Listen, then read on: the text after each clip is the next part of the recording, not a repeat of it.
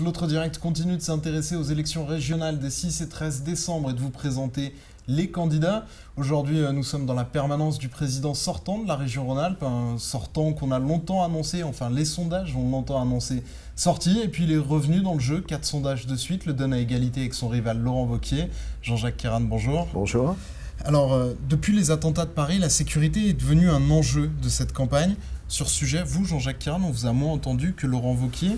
Est-ce que pour vous, la sécurité n'est pas un thème à part entière dans cette campagne ?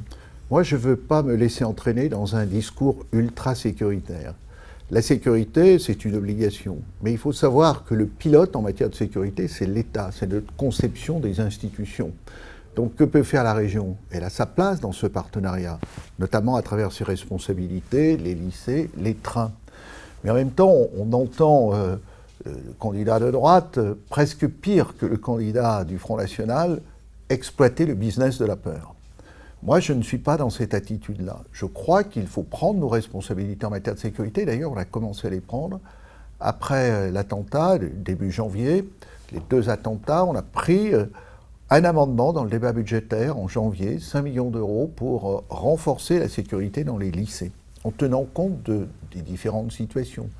Vous avez d'ailleurs appliqué globalement ce que propose Laurent Wauquiez. Non, moi je n'ai pas... Il propose portique ou vidéosurveillance, vous avez installé de la vidéosurveillance. Non, lui il propose des portiques, des vidéosurveillances, un camp d'internement, enfin, etc. Enfin, pas pour les lycéens, le camp d'internement. Pas pour les lycéens, pas encore, mais on se demande ce qui va se passer d'ici la fin de la campagne. En tout cas, nous on a mis de la vidéosurveillance là où c'était nécessaire, parce qu'il y a des établissements, notamment les établissements qui ont été construits dans les années 60-70, qui sont dispersés. Il y a plusieurs possibilités d'entrée. Donc c'est là où il faut renforcer la capacité des agents de la région, la capacité des personnels, de l'éducation nationale, du proviseur, de ce qu'on appelle les surveillants, pour avoir des moyens pour contrôler les entrées. En même temps, les lycées, une fois que les élèves sont rentrés, c'est des lieux fermés. On ne rentre pas comme dans un supermarché. Il y a un moment où il faut garder raison. Et quand on entend dire un terroriste peut arriver et passer à la mitraillette les enfants, est-ce qu'un portique, malheureusement, l'empêcherait ? Les États-Unis montrent que non. Donc il faut, dans ce domaine... Les États-Unis, c'est aussi un pays qui est quand même totalement différent de la France. C'est un pays totalement différent sur les armes. Où il y a les armes. Mais moi, j'entends un député là qui veut porter les armes, Monsieur Meunier, vous voyez, donc qui veut jouer le shérif, peut-être dans sa circonscription et ailleurs. Donc il faut, dans ce domaine, aussi parler de ce qui fait l'ensemble de notre communauté, et en particulier des jeunes. On ne peut pas donner aux jeunes la seule vision de lycée, d'un monde qui serait en forteresse, qui aurait peur. Je pense qu'il faut aussi mener l'action éducative, l'action culturelle, l'action sportive pour le vivre ensemble et pour la fraternité. Ça, je n'entends pas, ni dans la droite extrême de M. Wauquiez, ni dans l'extrême droite de M. Boudot. Ça, ils n'en parlent pas. Et même comme ils proposent les uns et les autres de supprimer les crédits aux associations, de réduire les moyens dans ce domaine, je dis attention. Donc c'est 2 façons de voir ces sujets de sécurité. Oui, la sécurité, moi j'ai été ministre de l'Intérieur pendant plusieurs mois, je sais ce que c'est, je connais ces sujets, je ne fais pas de surenchère, il faut l'appréhender et mettre en œuvre des politiques qui soient des politiques solides, sérieuses, s'appuyant sur la communauté éducative, sur les décisions et conseils d'administration, mais ne pas promettre tout et partout. Et en même temps, est-ce que c'est le rôle de la région d'aider à armer les polices municipales ? C'est aux maires de prendre les décisions. Et moi, il ne m'apparaît pas illégitime que les maires décident quand la police municipale, par exemple, a des missions de nuit ou des missions qui peuvent être... Mais dans certaines villes qui ont des problèmes oui, puis en complément de la police nationale. La région est aussi là pour ça, pour aider financièrement des collectivités locales dans leurs projets. Non, parce que la région, elle a des compétences maintenant qui ne sont plus des compétences générales. Donc les maires, s'ils prennent cette décision, ils doivent les assumer. Mais ils ne doivent pas les assumer sur le dos de l'éducation, sur le dos de la culture. On va maintenant aborder une des compétences régionales, une vraie, puisque celle-ci, c'est quasiment 3/4 du budget, c'est les TER. Vous avez expliqué, notamment sur les lignes à problème type Lyon-Grenoble, où il y a 75% seulement de ponctualité, que ça se passerait mieux sur le mandat. prochain. Mais pour tous ces usagers qui sont victimes des retards, qu'est-ce qui garantit finalement que vous allez réussir à faire sur le prochain mandat ce que vous avez échoué à faire sur celui-ci? Comment vous croire? Oui, comment on peut me croire? D'abord parce qu'il y a des investissements colossaux qui sont en train de se faire. La voie ferrée, il faut trouver des possibilités d'évitement. On le fait à la Verpillière, par exemple. On le fait à Saint-André-le-Gaz pour qu'un train qui a une panne pour toutes les raisons qui tiennent au train, mais qui tiennent aussi aux incidents qui peuvent se produire sur la voie, ne bloque pas le fonctionnement du système. Pourquoi ne pas l'avoir fait plus tôt, Jean-Jacques? Parce que ce sont de très gros investissements qu'on a engagés, qui sont en route. On a fait aussi d'autres investissements, l'Ouest lyonnais, la ligne Valence-Grenoble. Ce qu'on fait dans le ferroviaire est colossal. On répare des années de retard. Donc ça, c'est l'investissement.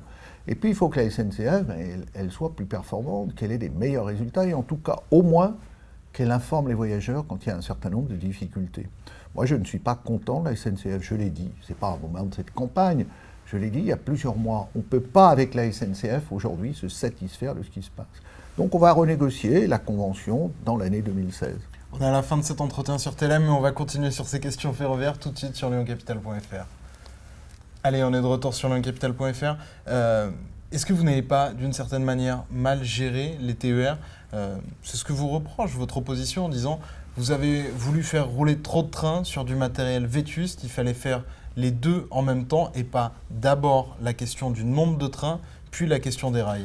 D'abord, le matériel vétuste, il y a 80% de matériel neuf, on le voit. Non, mais parce que vous avez réinvesti sur le matériel roulant, mais moins sur le matériel au sol. Mais le problème, c'est, par exemple, deux gros investissements.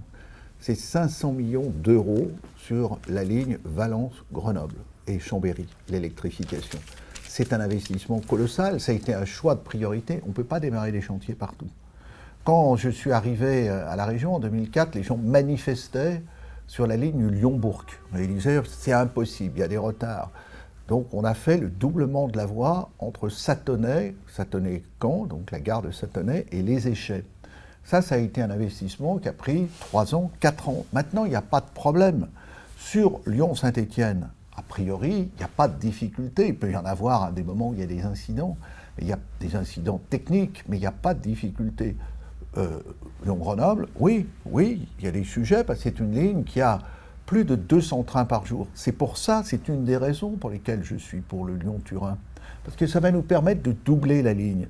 Doubler la ligne et de résoudre cette difficulté qu'à Saint-André-le-Gaz. Le Lyon-Turin, c'est dans un avenir, ça reste hypothétique et dans un avenir très lointain. Oui, mais quand même. Les gens qui aujourd'hui ont des problèmes de retard quasi quotidiens. C'est un sujet en discussion. On ne crée pas des voies ferrées comme ça, en claquant les doigts. Tout ça n'est pas une bonne réponse. Je pense qu'il faut travailler sur le long terme, travailler aussi sur le moyen terme. La gare de la Part-Dieu, tous ceux qui vont à la gare de la Part-Dieu se rendent compte que c'est vraiment une horlogerie très complexe que met en œuvre la SNCF. Il faut leur rendre aussi ce salut par rapport à une gare où il faut rentrer de chaque côté avec une gare qui est saturée et donc on est peut-être un peu victime de notre succès. Quand les TER, on a augmenté le nombre... Et sur la gare de la Part-Dieu, justement, est-ce qu'on peut aussi compter sur vous pour travailler avec Gérard Collomb? Puisqu'on a vu qu'il ne vous soutient même pas dans cette campagne des régionales. Et demain, il va falloir que vous preniez à bras-le-corps le problème de la gare de la Part-Dieu. Tous les deux, vous êtes du même parti, il ne vous soutient pas pour ces élections régionales. Et demain, vous allez devoir travailler avec lui. Mais nous avons signé le 10 novembre le contrat métropolitain. Et dans ce contrat métropolitain, il y a 420 millions pour le ferroviaire. Donc on va travailler ensemble, l'État, la région, le Grand Lyon, la métropole et puis la SNCF. Donc bien sûr, on continuera à travailler avec le Grand Lyon. Bien sûr, bien sûr. Il n'y a pas de divergence sur ce plan-là. Moi, je travaille dans l'intérêt général. Je travaillerai demain avec le maire de Valence, même s'il est sur la liste de M. Wauquiez. Moi, je ne fais pas de vindicte vis-à-vis de tel ou tel, et surtout pas de Gérard Collomb, parce qu'il est maire ici et le président d'une grande métropole qui fait 18% de la population. On va maintenant aborder votre gestion des finances de la région, puisqu'elle est sévèrement attaquée par Laurent Wauquiez et même aussi des candidats comme le Christophe Boudot du Front National. Laurent Wauquiez évoque souvent les termes de gabegie, de scandale. Il parle de réaliser 300 millions d'euros d'économies. Vous avancez cette même somme en disant une reventilation des budgets. Ça veut dire d'une certaine manière que vous êtes d'accord avec lui sur le fait qu'il y avait 300 millions qui auraient pu être mobilisés différemment, qui n'ont pas été bien utilisés durant le mandat écoulé? Non, lui... Parce que vous dites aussi, vous, 300 millions d'euros, c'est le même montant. Hein. Si j'ai bien compris, il dit on va réduire les dépenses de 300 millions. Et en même temps, on va créer beaucoup d'autres dépenses. On va financer l'autoroute A45. On va faire un plan pour le maintien à domicile des personnes âgées. On va payer on va verser donc aux entreprises qui embauchent, on va leur verser une prime à l'embauche. Tout ça, c'est Vous proposez la même chose, vous, pour l'embauche d'un apprenti en CDI? C'est pas la même chose. C'est pas la même chose. Mais je vais revenir là-dessus. En tout cas, sur les finances de la région, on ne va pas répondre à M. Wauquiez, qui depuis des semaines assène des contre-vérités. Vous savez, quand je suis allé au Puy, j'ai rencontré pas mal de monde dans la rue. Et qu'est-ce qu'ils m'ont dit? Ils m'ont dit, méfiez-vous de M. Wauquiez, c'est un menteur. C'est un menteur. Voilà ce qu'on dit, ce qu'on entend au Puy. Pourquoi? 3 indices, simplement. Je veux les donner. Premièrement, la notation que nous avons. Standard & Poor's sont sévères. On a la meilleure notation. Deuxièmement, Capital. Ce n'est pas une revue de gauche qui s'appelle Capital. Elle dit la région Rhône-Alpes est dans les 3 régions les mieux gérées de France. Et troisième point, si vous regardez le rapport de l'Institut Montaigne, qui n'est pas un institut de gauche aussi. Un think tank de droite. Un think tank de droite. Lui, il dit aussi que la région Rhône-Alpes a des marges et qu'elle est plutôt dans les bien gérés. Alors après, on peut raconter toute une série d'histoires. Ça ne m'intéresse pas de répondre à ça. Je pense que nous avons et nous devons essayer de redistribuer nos financements. Donc, il faut faire des... Quand vous dites, vous, 300 millions, c'est pas anodin. C'est pas anodin, c'est sur le mandat. Est-ce que ça veut dire qu'il y a eu des erreurs sur le mandat écoulé? Non, c'est pas des erreurs, c'est que la période est nouvelle. C'est 50 millions par an. J'ai dit il faut faire 25 millions sur des nouvelles orientations et 25 millions pour financer l'investissement. C'est une nouvelle période qui s'ouvre en termes de gestion. Mais lui, il dit on supprime 300 millions et puis on crée des dépenses nouvelles. Alors ça, moi, on m'expliquera. C'est peut-être la multiplication des pains, mais en tout cas, en finance, ça ne passe pas comme ça. Il y a aussi il vous attaque aussi très sévèrement sur les impôts, en expliquant que les impôts ont sévèrement augmenté, ce qui d'une certaine manière est vrai. Non, mais c'est une farce. Les impôts ont augmenté depuis que vous êtes élu en 2004. C'est une farce de la droite. C'est une farce de la droite. Mais c'est aussi une réalité, Jean-Jacques Non, Caron. c'est une farce de la droite. Et nous n'avons plus d'impôts locaux. Mais jusqu'à ce qu'on vous enlève cette capacité-là, vous les avez augmentés. On les a augmentés avec une modération évidente. Mais maintenant, depuis 2011, nous n'avons plus d'impôts locaux. Puisqu'on nous restitue ce qu'on appelle la CVAE, mais c'est l'État qui nous la verse à la place de la taxe professionnelle. La taxe sur les cartes grises, qui est la seule qui nous reste, elle n'a pas bougé depuis 2008. Elle est toujours de 43 € par cheval fiscal. Donc tout ça, c'est un peu la déclinaison territoire par territoire de ce que les républicains veulent mettre sur la gestion des socialistes. La gabegie, l'impéritie, l'augmentation des impôts.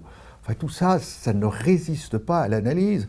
Et puis je pense que... Il y a un impôt, le seul impôt que vous pouviez augmenter, vous l'avez augmenté à son niveau maximal, qui est celui sur l'essence. Comme l'Alsace, cet impôt, il est le produit. Il a été imaginé par M. Zeller, qui était le président maintenant décédé en Alsace, et qui a dit, pour financer les trains, il faut assurer une péréquation par rapport à l'automobile. Et on l'a tous mis en place. Parce que les régions... Prenons les rapports de la Cour des comptes, prenons tous ces rapports, les régions ont des finances stables. Et on doit essayer, dans ce cadre-là, d'harmoniser. Et on aura, malheureusement, je pense encore, dans la période actuelle du pays, sûrement pas de ressources nouvelles complémentaires. Est-ce que vous pouvez nous garantir que la réforme qui a créé cette nouvelle région Auvergne-Rhône-Alpes, elle a été imaginée pour faire des économies?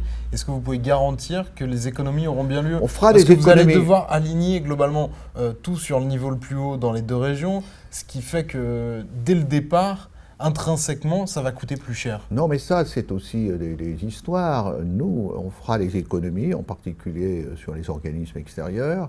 Faire des économies quand on dit... on va supprimer un emploi sur 2, ça c'est la doctrine Sarkozy. Mais les emplois de la région, ou de la future région, il y en a 6 000. Ils sont 6 000 qui sont dans les lycées, les cuisiniers, les femmes de service, les agents. Bon, ceux-là, on va les supprimer. Je souhaite je ne souhaite pas que M. Wauquiez arrive au pouvoir, mais celui qui prendrait ça, je pense qu'il aurait véritablement des problèmes dans ces établissements, parce que ces personnels sont indispensables pour la vie des établissements. Par contre, on peut faire des économies d'échelle. Il y en a une que j'ai proposée. Ça ne va pas être facile, parce que tous les élus locaux, qu'ils soient de gauche ou de droite, vont défendre leur territoire. Il n'est pas normal qu'en France, vous savez, j'ai fait un rapport en 2013 avec un inspecteur des finances et le PDG de Somfy, on a analysé l'action économique des collectivités locales. On a constaté qu'il y avait 125 agences économiques. Moi, j'ai proposé qu'il y en ait une par région. On va essayer de faire cela. Ça ne sera pas simple. Mais là, il faut rationaliser, il faut éviter la dispersion, il faut éviter le millefeuille. C'est ce qu'il faut, en tout cas, que nous fassions. Et je pense que la première année, moi je commence à réfléchir à ce que sera l'année 2016. C'est une année où il faudra un nouveau budget, puisque ce sera un budget commun. Avec la SNCF, on en parlait tout à l'heure. La négociation de la SNCF, vous m'avez dit, une nouvelle administration qui devra se mettre en place, un schéma de développement économique, un schéma d'enseignement supérieur. Vous savez, en 2016, on ne va pas chômer. Donc il va falloir bien travailler. C'est pour ça qu'il faut un président à temps plein. Pas un président qui se balade à Paris et qui va organiser les primaires des Républicains pour savoir si c'est Sarkozy, Juppé ou quelqu'un d'autre qui sera candidat. On va plutôt parler de comment vous allez réussir à être élu président une nouvelle fois pour un troisième mandat de cette région, nouvelle région Auvergne-Rhône-Alpes. Dans les sondages, comme je l'expliquais en préambule, 4 sondages de suite vous donnent à égalité avec Laurent Wauquiez. Avec un paradoxe, c'est que vous avez au premier tour plus de réserves de voix que lui, mais que vous êtes à égalité. Ça veut dire aussi que même une alliance avec les écologistes n'est probablement pas suffisante. Je constate un peu partout, aujourd'hui encore dans le Cantal, le MoDem dit on ne peut pas se reconnaître dans le comportement et dans les valeurs, mais je ne dirais pas les valeurs, mais dans ce que les propositions qu'avance le candidat de la droite extrême. Je constate que des démocrates, des centristes disent c'est pas possible. On va pas élire un Pour l'instant, ils sont majoritairement avec lui et à la marge en oui, rupture de banc. Oui, mais ils sont bien silencieux. On essaye de les sortir comme caution, mais c'est en tout cas M. Wauquiez qui mène le bal. C'est lui qui va à la manif pour tous pour faire des déclarations sur les racines chrétiennes de la France. C'est lui qui va s'exprimer dès le lendemain des attentats du 13 novembre. C'est lui qui continue à parler, rien n'a changé. Ce sont des alibis, La maire de Lyon, vous vous en souvenez, qui avait dit « il vaut mieux perdre les élections que perdre son âme ». Alors je pense que le centre, c'est quand même étonnant. On était ici dans une région, souvenez-vous, Giscard disait « c'est la capitale de l'UDF ». Plus personne ne se souvient ce qu'est l'UDF. Mais disons des démocrates chrétiens. Plus rien surtout ici. C'est surtout plus rien. Des démocrates chrétiens, des centristes. Alors, où ils sont aujourd'hui? Où ils sont en Rhône-Alpes? Où ils sont à Lyon? Maintenant, moi, je les appelle. Il faut venir pour empêcher que la région, comme le disait un jeune du MoDem, vous avez eu son expression, il disait « Moi, je ne veux pas que cette région devienne le laboratoire et la vitrine de la droite extrême. » Voilà sur quoi je Finalement, vous nous refaites la même campagne qu'en 98 contre Millon. Oui, mais on n'en est pas loin. On n'en est pas loin parce que quand on emprunte au Front National, puis on voit ressurgir les mêmes. On voit Étienne Blanc qui mène la liste dans l'Ain et qui était un lieutenant de Millon. On voit Hortefeux qui a cautionné les 13 000 suppressions d'emplois de policiers et de gendarmes sous l'époque Sarkozy, entre 2007 et 2012. C'est quand même ça aussi, c'est ça. Donc là, les centristes, ils sont là un peu alibis, mais c'est eux qui derrière ça, c'est le carteron. Derrière Wauquiez, il y a Hortefeux, Marlex, Meunier et Blanc. C'est ça le carteron qui l'entoure. Pour l'instant, un carteron avec lequel vous êtes à égalité dans les sondages. On verra ça. Parole aux électeurs. Dimanche soir sera à vivre sur leoncapital.fr et surtout dimanche, n'oubliez pas, allez voter. Merci beaucoup et bonne journée. Au revoir.